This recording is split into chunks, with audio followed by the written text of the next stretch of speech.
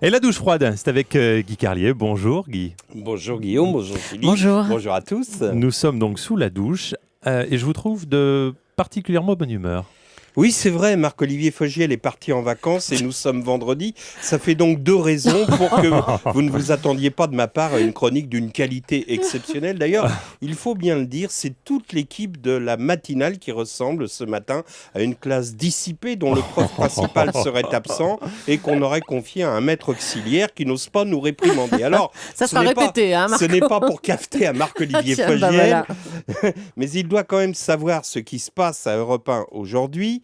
Axel de Tarlet vient de faire sa chronique économique. D'habitude, il arrive dès 3 heures du matin à son bureau, usant ses yeux sur ses multiples écrans qui lui donnent l'évolution des bourses asiatiques et d'innombrables indices financiers incompréhensibles aux profanes que nous sommes. Et Axel écrit sa chronique pendant des heures, ciselant chaque phrase, retouchant un mot dont la nuance lui semble imprécise. Eh bien, ce matin, Axel a recopié en 10 minutes un article des pages saumon du Figaro.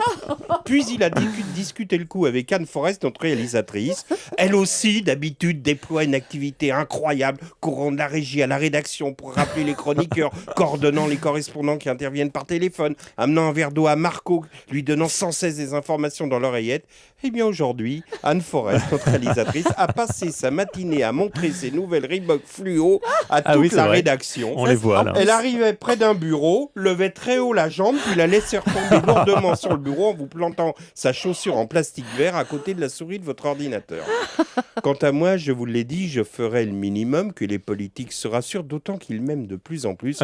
Figurez-vous, c'est authentique que depuis quelques semaines, j'ai 2 nouveaux amis, messieurs Longuet et Borloo. Lorsqu'ils viennent à Europe, ils me font des compliments, ils ne cessent de me flatter et évidemment, ça marche car du coup, par exemple, je ne vous ai pas parlé de l'histoire des timbres de collection revendus par Gérard Longuet et dénoncés par Martin Hirsch dans son livre. Vous voyez, pareil pour Borloo, je n'ai pas critiqué son action, qu'on compte pas sur moi pour dire que comme argument de premier ministrable, au lieu de parler de son bilan de ministre de l'écologie, il a changé son look, assagi sa coupe de cheveux et soigné sa présentation.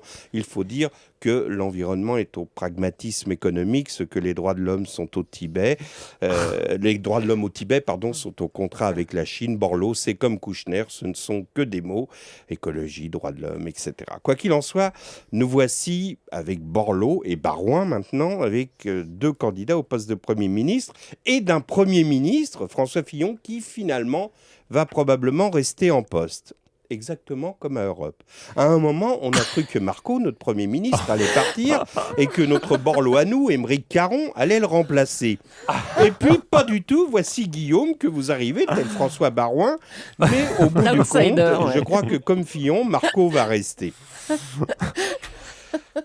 Enfin, en tout cas, soyez le bienvenu. Je vais vous faire... comme Leclerc entra aux Invalides. C'est très bien. Comme Leclerc entra aux Invalides dans le soleil d'Afrique, entre ici, Guillaume Caour, avec ton sinistre cortège d'années passées à RMC. Alors, au début, on pensait, je vous l'ai dit, que ce serait donc Aymeric Caron. Ce matin, vraiment. Bon, non, sérieusement.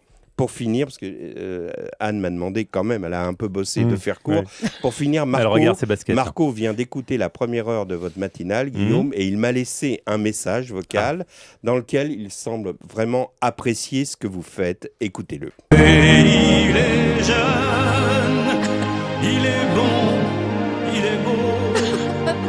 Quel talent, quelle leçon, quel salaud. Ah oui, ça finit mal. Allez, bon week-end. Merci Guy, bon week-end.